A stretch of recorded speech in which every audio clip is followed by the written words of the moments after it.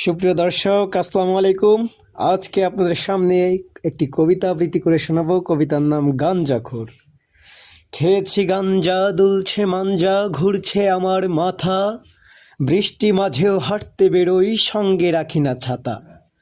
দুপুর বেলাতে ঘুমিয়ে পড়ি, বিকালকে ভাবি ভোর, পেছন থেকে লোকেরা বলে ওই যে গাঞ্জাখোর।